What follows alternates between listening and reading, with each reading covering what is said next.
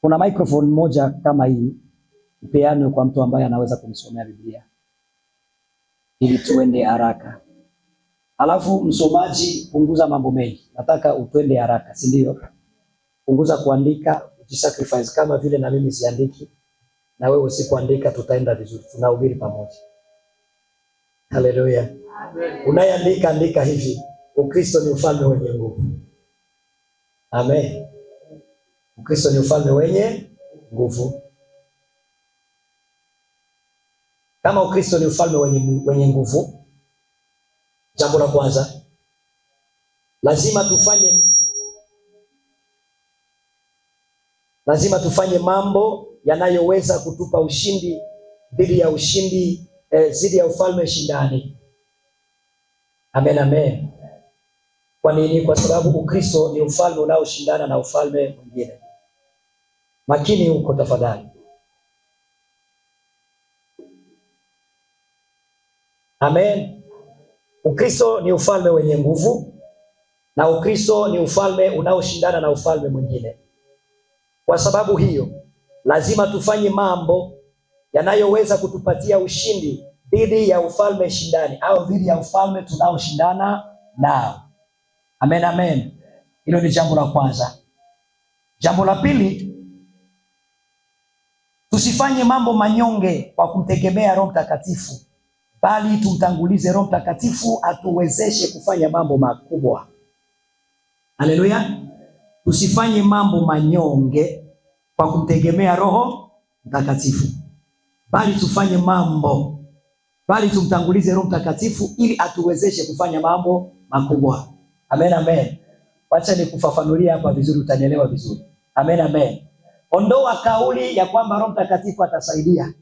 Amen, amen. Yaani unafanya kitu kibovu, alafu unasema Roho Mtakatifu atasaidia. Amen, amen. Usifanye kitu kidhaifu kwamba Roho Mtakatifu atasaidia. Usifanye maamuzi mabaya kwamba Mungu atakuja kusaidia. Omba Mungu akupe nguvu na uwezo wa kufanya kitu kizuri mara moja. Amen, amen. Tanguliza Mungu akuwezeshe kufanya maamuzi sahihi. Amen, amen. Kwa sababu Mungu yeye ni wa kwanza. Amen, amen. Watu sisi wa Kristo tuna tabia moja, tunafanya kitu kibovu, alafu tunasema Mungu atakuja atasaidia. Alikuwa wapi huyo Mungu ili asikupatie uwezo wa kufanya kitu kizuri mara moja? Amen, amen. Biblia inasema hivi, atakapokuja huyo Roho atawaongoza katika kweli yote. Amen, amen. Atafanya nini? Atatuongoza katika kweli yote. Kiongozi hawe nyuma, kiongozi huwa mbele. Amen, amen. Kama Roho atatuongoza katika kweli yote, anatakiwa yeye awe mbele yetu, alafu sisi tunakuja nyuma. That is why anza na Mungu akupe uwezo ufanye kitu kitakachomtukuza mara moja. Tuko sawa? Fungua katika kitabu cha Mithali sura 16. Soma mstari wake wa 2 hadi ule wa 3. Mithali sura 16 mstari wa 2 hadi wa 3. Amen. Njia zote za mtu ni safi machoni pake mwenyewe. Njia zote za mwanadamu zinakuaga safi machoni, ni nzuri tu machoni pake mwenyewe. Amen, amen. Yaani kila mtu akiangalia njia zake, two sisters, be careful. Haleluya. Njia ya mwanadamu anaonaga kila njia yake iko sahihi according to yeye. Amen, amen. Mara nyingi hakuna mtu anaonaga kila anachokifanya kuwa ni makosa, ninafanya sahihi, iko sahihi. Lakini maandiko anasema njia zote za mtu huwa ni njema machoni pake mwenyewe. Lakini namna gani? Bali Bwana huzipima roho za watu. Lakini Bwana ndiye hupima roho za watu. Mkabidhi Bwana kazi zako. Umkabidhi Bwana kazi zako. Na mawazo yako yatathibitika. Na mawazo yako yatafanya nini? Yatathibitika. Nataka unisomee sasa tafsiri chini. Inasema namna gani? Inatakiwa iwe karibu.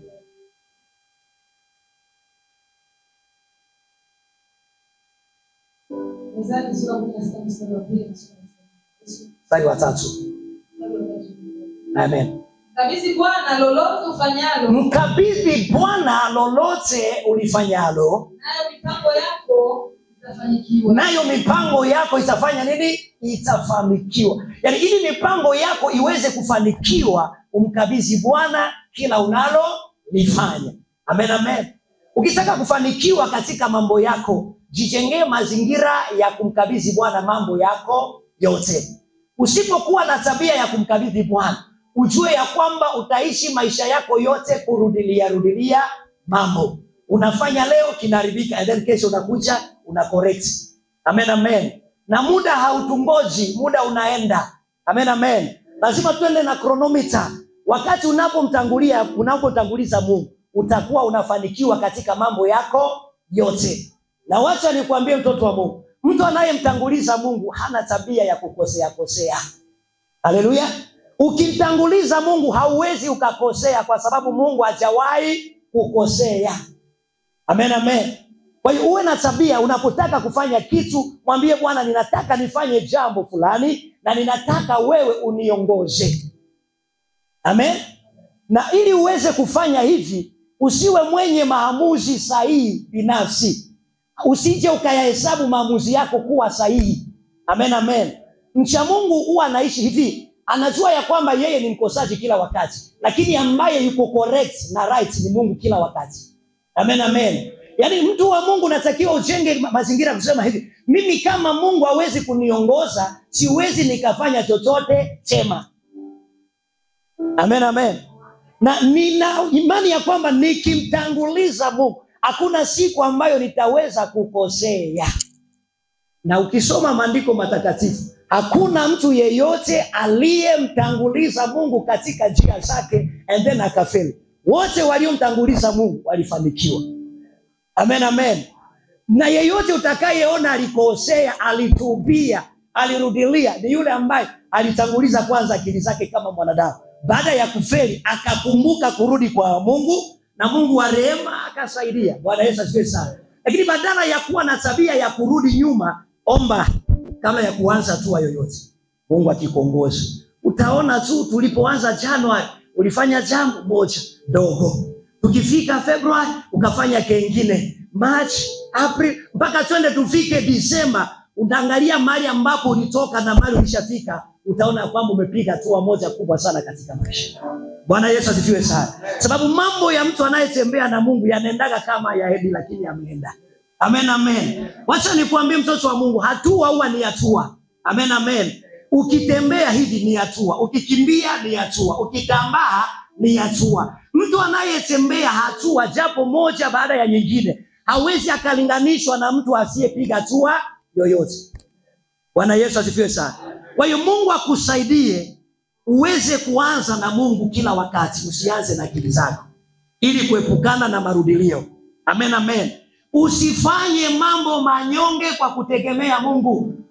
Muwezeshe Mungu yani mtangulize Mungu katika unyonge wako, akusaidie kufanya mambo mazuri. Amen, amen. Ukimuita Mungu anakupa nguvu, ukifanya jambo linashangaza watu, Mungu anatukuka.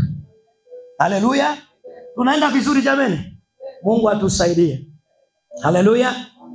Jambo lingine ambalo tunatakiwa kulishika. Haleluya. Tuko sawa? Lazima tuwe na uwezo wa kuteka nyara ule ufalme shindani. Amen, amen. Nisome katika kitabu cha Isaya sura yake ya 49, Isaiah 49 chapter 20 to 24 to 25. Isaya 49 mstari wa 24 hadi 25. Amen. Je, aliye hodari aweza kunyang'anywa mateka yake?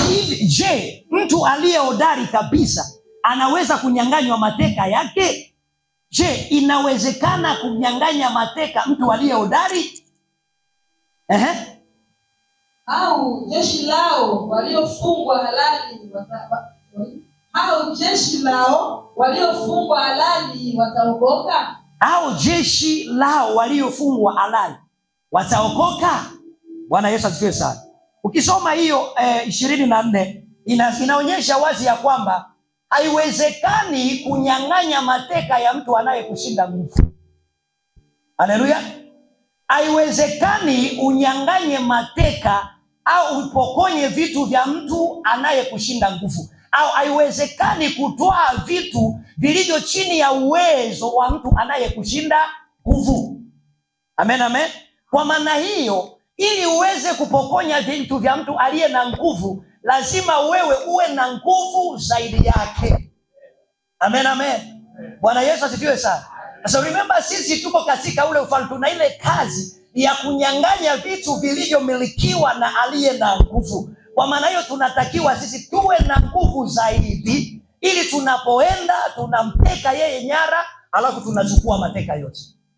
Bwana Yesu asifiwe sana. Tunaelewana vizuri? Mathayo, ili tuelewe vizuri.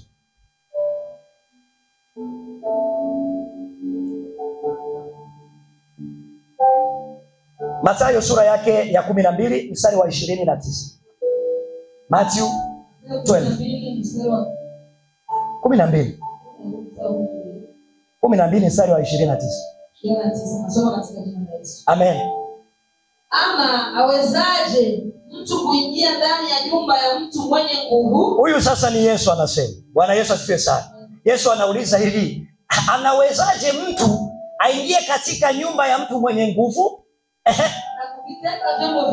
na aviteke vyombo vyake, asipomfunga kwanza yule mwenye nguvu? Asipokuwa na uwezo wa kumfunga kwanza yule mwenye nguvu, ndipo atakapoiteka nyumba yake. Lazima awe kwanza na uwezo wa kumfunga yule mwenye nguvu, ili aweze kuchukua vitu vilivyo katika nyumba yake. Kama una nguvu zaidi ya yule mtu, hauwezi kunyang'anya vitu vyake. Kinyume na hayo, unaweza kujikuta hata wewe mwenyewe umeingia mateka. Amen, amen. Ina maana gani? Tunatakiwa kufanya kila kitu kizuri kuliko watu wa ufalme tunaoshindana nao. Amen, amen. Yaani tunatakiwa tuwe na nguvu kuwaliko zaidi wana nguvu. Amen, amen. Ni Yesu ndo amesema, utaingiaje ndani ya nyumba ya mtu mwenye nini?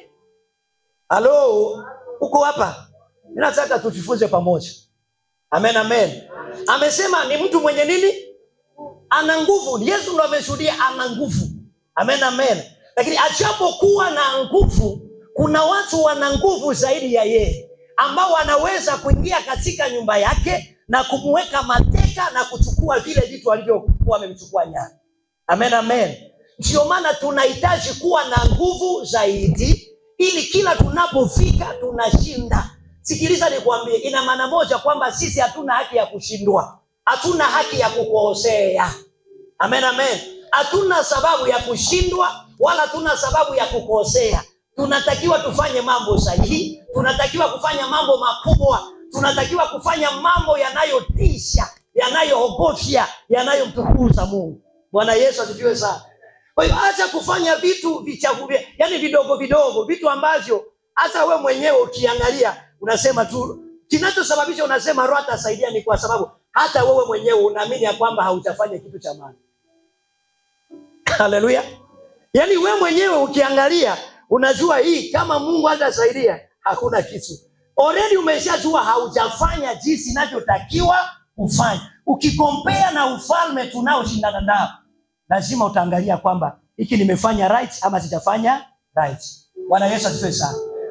Ndio maana tuache kuchukulia kila kitu kawaida. Tatizo letu tunafanya mambo yote katika hali ya ukawaida. Hatutaki kufanya kwenda zaidi ya pale ambapo tulizoea. Na hatutaki kwenda zaidi ya kile tunachojua. Lakini sisi ndio tuna Mungu aliyeumba, sisi ndio tuna Mungu anayeumba, sisi ndio tuna Mungu anayeinspire. Bwana Yesu asifiwe sana. Mungu wetu ndio anapeana conception. Bwana Yesu asifiwe sana. Mungu wetu ndio uwezesha.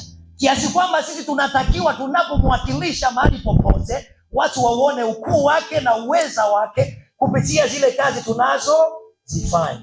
Bwana Yesu asifiwe sana. Tunaenda vizuri watu wa Mungu. Fanya vitu ambavyo mtu akiangalia anasema huyu ana Mungu.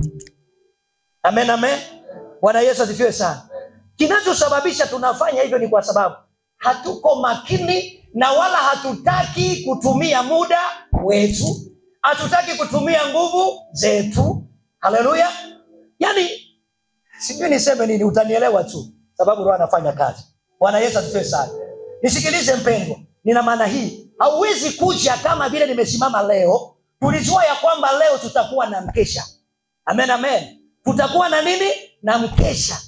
Alafu nilisema mimi nitahubiri siku ya leo kwa sababu niliomba Mungu nipate kibali cha mhubiri mwingine sikupata kwenye mkutano huu. Bwana Yesu asifiwe sana. Nikajua lazima nitafanya nini? Nitasimama kwa sababu. Kwa hiyo nimekuwa nikiandaa mkutano kwamba tutakuwa hapa, kuna watu watakuja na ni lazima wasikie neno la Mungu. And then kuanzia siku tulioanza kuandaa mkutano mpaka siku ya leo sijasoma maandiko, ninangoja Roho Mtakatifu atakuja kufanya kazi. Huu ni upuuzi. Bwana Yesu asifiwe sana. Na huwezi ngoja Roho Mtakatifu atakuja kufanya. Hapana. Roho Mtakatifu atafanya kazi wakati ambapo nitakapoketi uweponi mwa Bwana, nimuombe Mungu, nichukue Biblia nisome, Mungu anipe ujumbe, anipe mafunuo, alafu nitakaposimama mbele za watu, kazi ya Roho Mtakatifu ni kunikumbusha yale ambayo Bwana amekwisha kunifunza. Haleluya. Bwana Yesu asifiwe sana. Chukua kitabu cha Yeremia. Yeremia 13, anza mstari wa 20.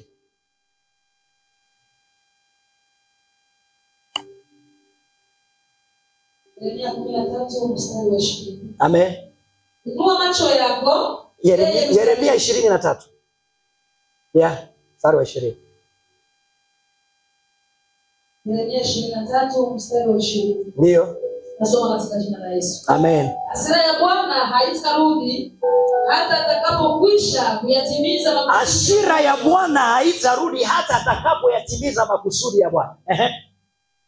Katika siku za mwisho utalifahamu neno hili kabisa. Mimi sikuwatuma manabii hao, lakini walikwenda mbio. Mimi sikuwatuma manabii hao, lakini walienda mbio.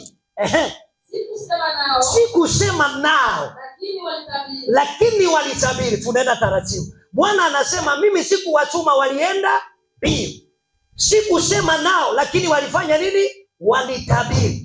Tunatakiwa tuelewe kwa nini Bwana anasema sikuwatuma, walienda mbio. Sikusema nao, lakini walifanya nini? Walitabiri. Kumbe kabla ya mtu kwenda lazima atumwe. Na kabla ya mtu aseme atabiri lazima aseme na Mungu. Bwana Yesu asifiwe sana. Hatutabiri kwa hisia, tunatabiri kwa kuzungumziwa na Mungu. Bwana Yesu asifiwe sana. Maana unabii ni maneno ya Mungu kupitia kwa mwanadamu. Haleluya. Kwa hiyo sitasimama pale nimefika sasa ninaanza ule upuuzi, can I prophesy? Naanza kusema kwa sababu niko mtumishi wa Mungu utanunua gari. Haiko hivyo. Je, Bwana amesema nikwambie utanunua gari? Ilitakiwa niambie nitakacho kukwambia. Si mimi kuzusha kwa hisia zangu, alafu naanza kukwambia utakuwa hivi, utakuwa hivi. Ene tunasema Mungu yuko nyuma ya maneno ya watumishi. Mungu yuko nyuma ya yale aliyowaambia watumishi wake kuyasema. Haleluya. Si yale tumeyatunga, yale yeye aliyoyaweka vinywani mwetu tuseme kwa niaba yake. Haleluya. Wanasema sijasema nini? Sijaweka neno, lakini wao wanasema na watu wangu kwa jina langu. Sikuwatuma, walienda mbio.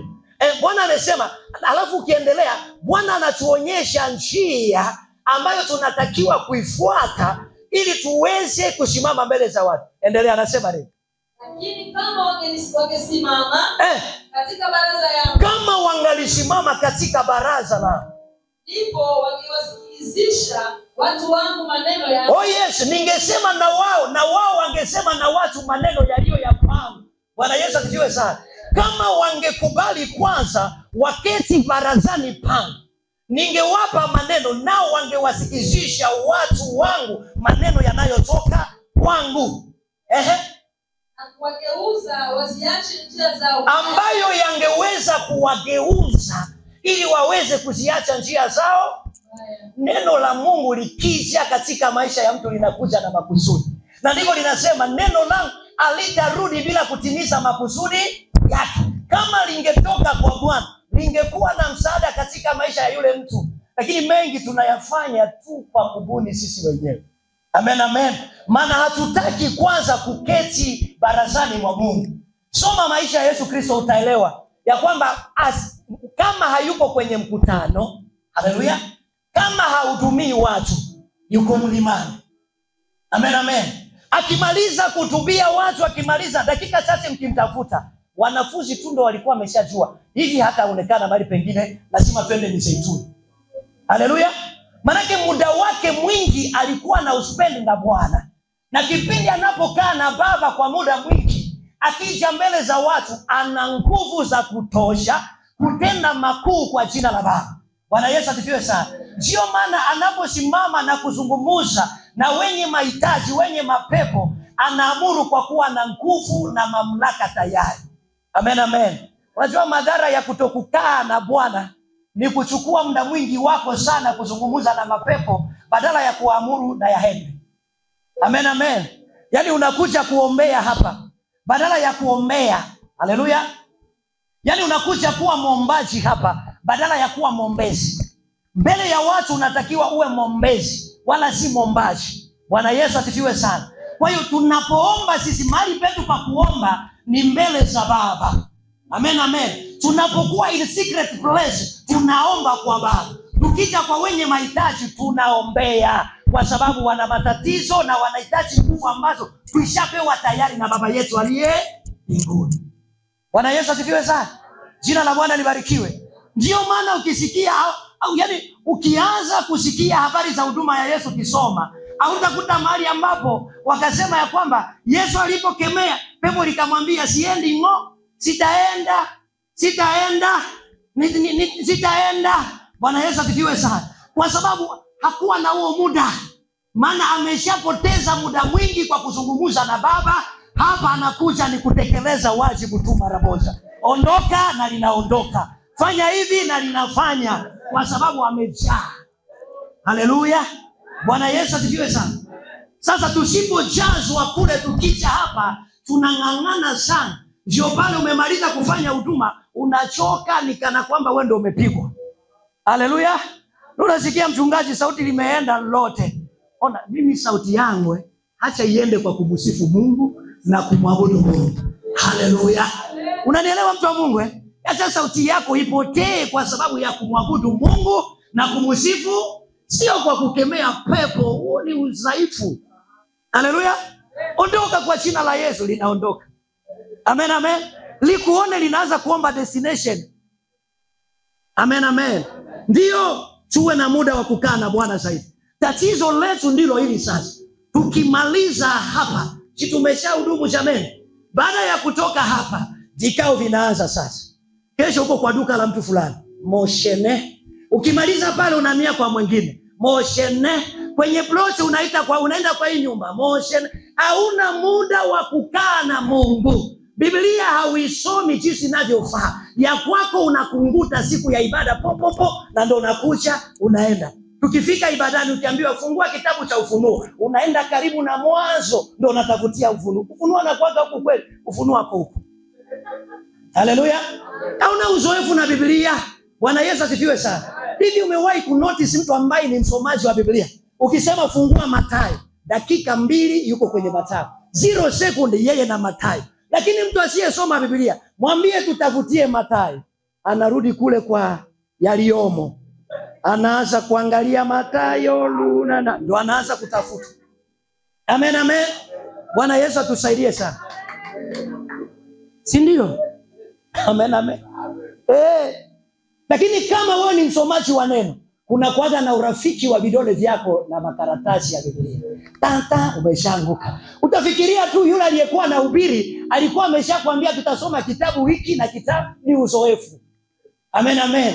Na mtu anayesoma Biblia ukisimama mbele za watu, kuna mengine hata uandiki. Ukiwa katika kuhubiri, Roho Mtakatifu anakukumbusha. Maana ulipokaa barazani tayari alikuwa ameshakufundisha. Sasa leo ana kazi ya kukumbusha tu. Haleluya. Na mtu asiyekuwa na tabia ya kufundishwa na Mungu faragani, hata anaposimama kuhudumu, akianza kukumbushwa na Roho Mtakatifu, anaanza kubishana na Roho. Amen, amen. Unahubiri, Roho anakuambia chukua kitabu fulani, wewe mwenyewe unaanza kudoubt ndani yako, hili litaendana na somo niko nalo? Maana Roho anakuambia Mathayo, lakini ukiangalia subject tuko nao unaanza kujiuliza, nikienda kuchukua Mathayo alafu niende kukuta hili neno haliendani na kenye niko nasema, kanisa litanionaje? Haleluya. Lakini kama unasoma, Roho anapokukumbusha, automatically picha inarudia. Haleluya. Bwana Yesu asifiwe sana. Tuwe na muda wa kuandaa. Haleluya.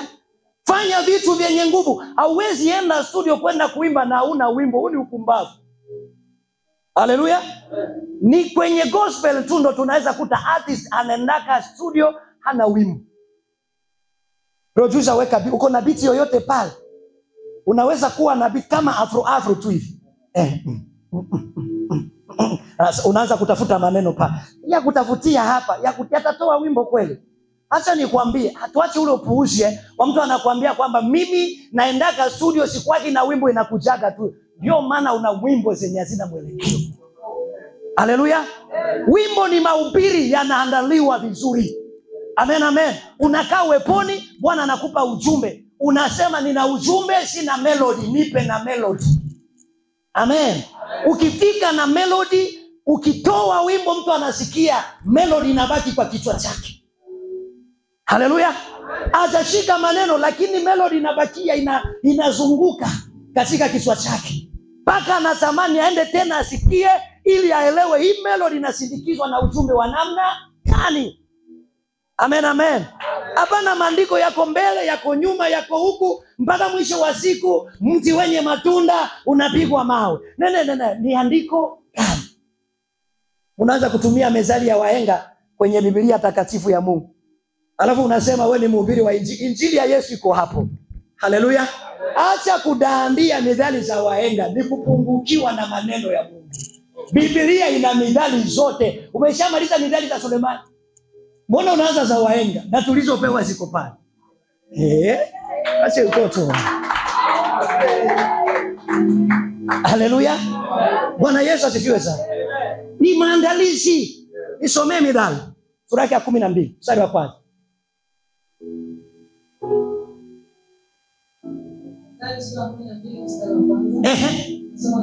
Inasema hivi, ila apendaye mafundisho upenda maarifa. Yeye apendaye mafundisho lazima apende, yeye anayependa maarifa lazima apende mafundisho. Haleluya. Kama unapenda maarifa lazima ukubali mafundisho. Alafu inasema nini? Bali yeye achukiaye kulaumiwa ni kama mnyama. Mtu asiyependa kulaumiwa ni kama mnyama. Nipatie tafsiri jipe, inasema namna gani? Tuangalie pale.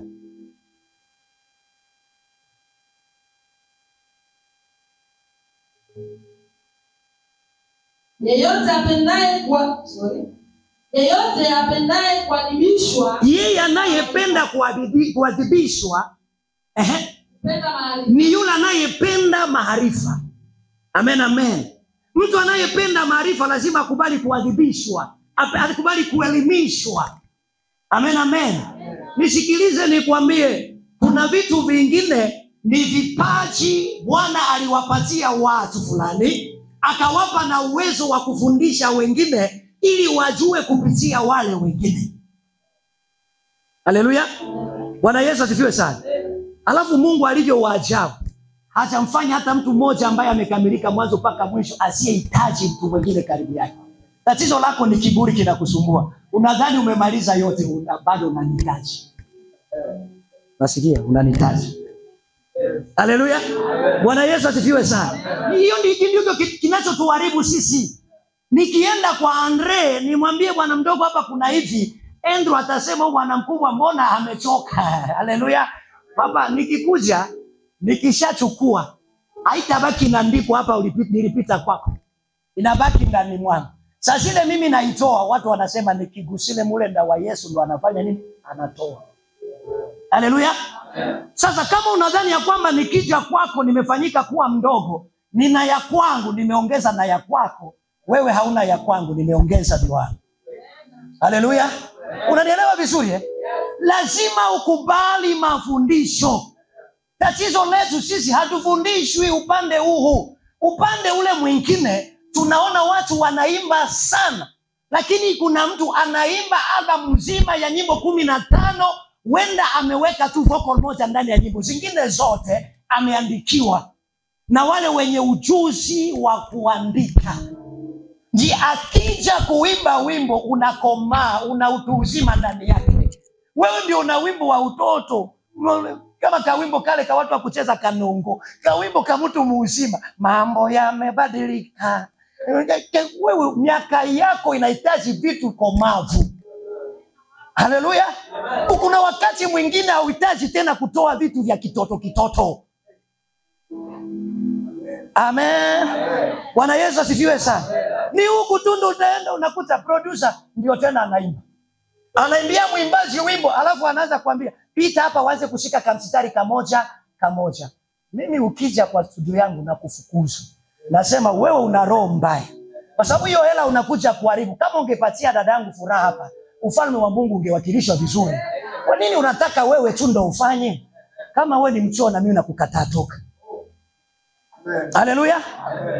Ni kwetu tu ndio wenye pesa ndio wamegeuka waimbaji, na waimbaji wamekuwa mashabiki. Unaelewa hivyo?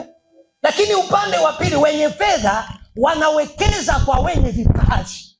Alafu wakienda wanawakilisha ufalme wa giza jinsi ipasavyo. Lakini sisi ni wachoyo. Na Biblia inasema wachoyo hawataurithi ufalme wa Mungu. Haleluya. Ndio maana tuna vinyimbo vingine vya walevi. Zikwembe. Ziwembe. Hizo shida zako ni madigiriri. Hizi ziki. Hii medali yote yenye Sulemani aliandika. Yaani digiriri ndio kitu wa maana unaweza sema kwamba ndio ujumbe Mungu alikupatia. Hii ni roho mbaya. Amen. Bwana Yesu asifiwe sana. Yaani tuko ndani ya kanisa na wadada wa kaka wanaimba vizuri. Na wewe una pesa unaweke. Alafu wewe pesa inaanza kukwambia, wewe sasa geuka mwimbaji. Wewe nenda sasa ukaimbe. Wewe pesa ni pesa. Amen. Pesa ni pesa, lakini haka nako ni kengine, ni kaneema kengine kakipekee, hata kupewa kila mtu. Haleluya. Angalia mwenyeko na neema, wekeza ile pesa pale. Ufalme wa Mungu utakapokuwa represented vizuri, Mungu atazidi kukubariki. Amen. Bwana Yesu asifiwe sana. Hatutakiwi kufanya vitu vinyonge. Imefika wakati tuanze kukataa mambo mengine. Amen. Unataka kwenda studio, jipange vizuri. Tunga wimbo vizuri. Omba Mungu akupe wimbo wa mwaka. Wa wakati. Wimbo ambao hautakuwa na kikomo. Wacha nikwambie mpendwa, kuna nyimbo zingine zilikuwa na nguvu za Mungu. Ukiangalia zile nyimbo mpaka sasa zimebebwa na nguvu, lakini ukiangalia vile ambavyo ulitengenezwa, unasema huu wimbo hata kama unasukumwa na nguvu za Mungu, lakini ulikosa ustadi.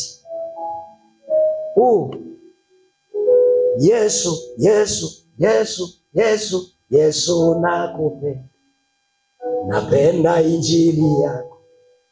Napenda rehema zako. Napenda mambo yako. Napenda kazi zako. Yesu nakupenda. Kuna ujumbe wa wimbo kama ungelipigiwa muziki vizuri. Unasikia kazi social kanapita pale, kanapiga kitu pale. Lakini sasa ukasikia